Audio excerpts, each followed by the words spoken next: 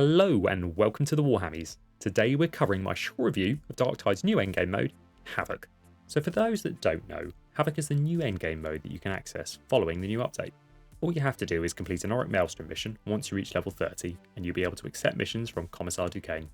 Havoc consists of 40 levels ranging from Malice to Damnation difficulty with some additional modifiers. Now the difference with Havoc is it's got these modifiers, but there's also only a certain amount of tries, this being 3, that you can have for each mission before you get demoted and have to redo the previous one. Modifiers for the missions range from extra corruption damage on hit to no toughness grace when being shot at by ranged enemies.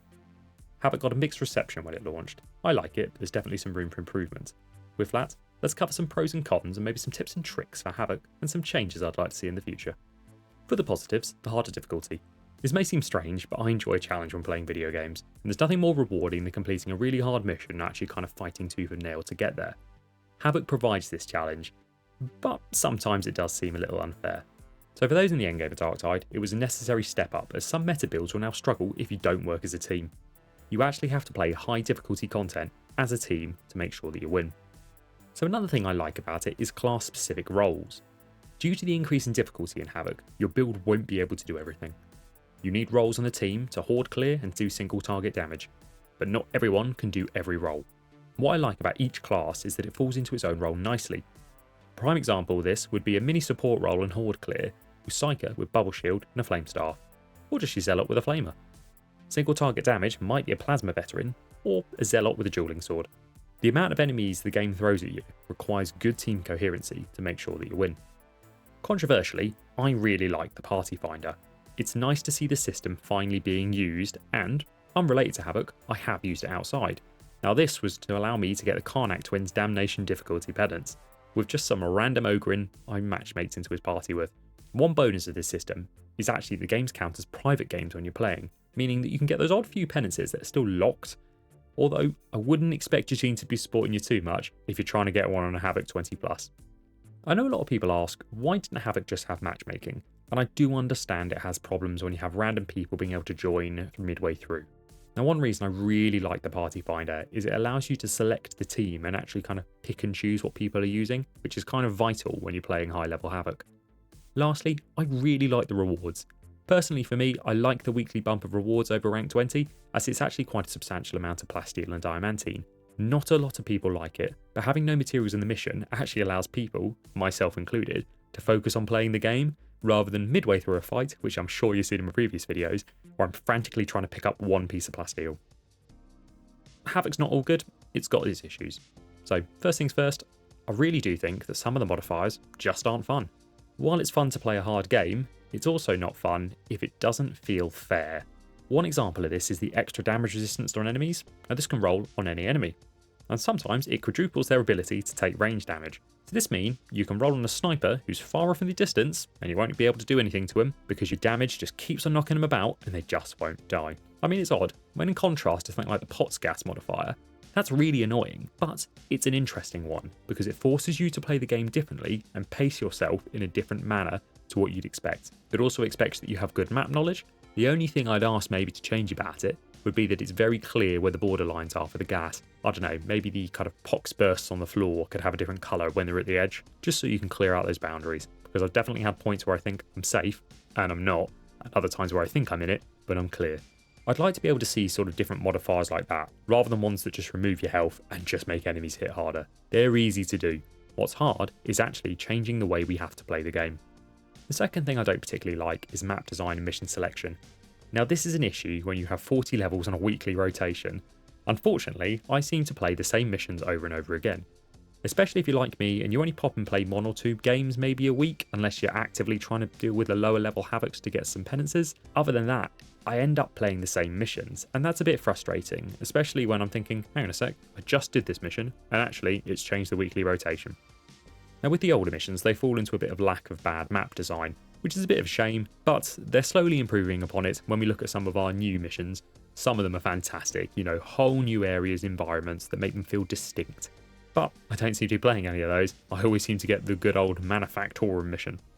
Third point is there's currently no leaving penalties in Havoc. At the time of this review, that is anyways.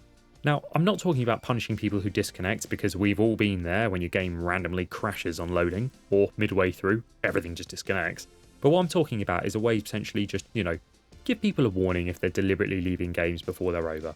And if they continue to do it, maybe it puts them on a little of a hold before they can join another Havoc mission. I mean, we've all been there, you can imagine it, you're midway through a game, you're doing alright, and then you're left with a fantastic and superior bot who is the best at everything. Now, I'm sure you know how all those games tend to go, normally back to the lobby very quickly. The main fix for this would just be that warning, and then eventually potentially a little ban on the time they can matchmake for.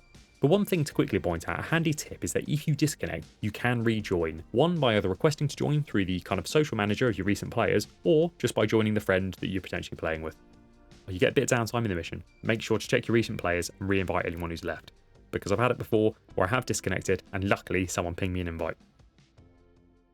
So now that we've covered kind of a short little review of Havoc, as I said, it's just some pros and cons of the game mode. We'll talk about some tips and tricks. Firstly, stick as a team. I know that sounds obvious, but more often than not, Havoc missions die because the team gets separated. Now sometimes this happens because some special drags you away or something like that, or you get thrown on the other side of a horde. Try and stick together. Furthermore, positioning is really important. Sometimes it's better to backtrack than it is to go forward, especially when you've got a monstrosity and a boss coming your way, because what you don't want to do is push up and attract the 6 gunners who are just round the corner ready to mow you down. Now another tip is just building for a certain role. I mentioned on this in the pros that actually Havoc's kind of forcing people to play those certain roles on the team, but by specialising into certain roles, you can keep hordes at bay or just clear armoured targets easily for your team. If you play with friends, make sure to chat with them before you load up the Havoc game and before you hop into the loadout, because the main thing is, having those specific roles allows your team to more actively deal with problems. You cannot deal with everything by yourself. And on this note, your abilities are really powerful. Every skill tree in the game has an ability that allows you to regen your skill quicker. Pick this up. It is vital and I would recommend it because something like Bubble Shield, especially when you're running it with warp charges, you can actually regen the shield quicker than it goes. Now this is really important when especially you're dealing with souped up ranged enemies. In terms of notable skills to pick up, I'd recommend the Bubble Shield on Psyker. It's fantastic, especially if you're pairing it with Purgation Staff, or Flame Staff as it now is, just because it allows you to horde clear and support the team. That's 2 roles in 1. For the veteran, Shout. We all know how Shout is currently in the meta and the fact it's really good. I'd recommend picking up Shout just because it's every 30 seconds you can just spam it, healing the team, especially when you're trying to parade through pox gas or just dealing with a horde. You got those specials coming into you, just shout and knock them down. You'll see some gameplay in the background how it works. Your Zealot. One really interesting thing that not a lot of people use is the aura that banishes corruption.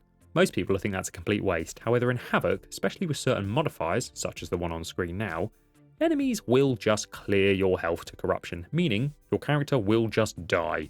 So if a mauler hits you with an overhead, you don't even go down, you just die. By picking those up, it means it's actually blank health and you will actually get the extra down. One last little tip or potentially selection for the Ogrin is the taunt ability on block. This is really handy when you pair it with the shield. Now the reason for this is some weird way you don't have to push. When a ranged enemy shoots your shield, they get taunted. As far as I'm aware, at the time of this recording, this is still active in the game. It's an unknown synergy that not a lot of people know about, so make sure to give it a go, but it's really handy when you pin down. It won't work on gunners, but it'll work on their little kind of minions. Now the last tip is just make sure someone has a weapon for the shields on mini-bosses. Now normally you wouldn't really have to deal with these power shields unless you were doing an assassination mission or dealing with the Karnak twins. Now, you're not going to be dealing with them, but you're going to be dealing with a bunch of mini-bosses who are very grumpy at you. I'd recommend picking up the stun maul or a chain weapon. They're brilliant for shredding the shields. This is because they do little bits of damage, often. I'm a big fan of the shock maul, doesn't get enough action. It's a fantastic weapon. But other than that, just experiment.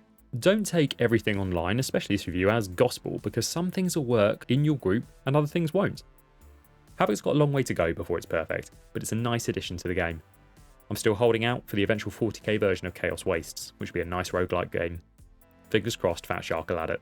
Let me know what you think about Havoc in the comments down below. If you liked the video, give it a thumbs up. If you didn't, let me know why. I hope you enjoyed the video, and I'll catch you in the next one.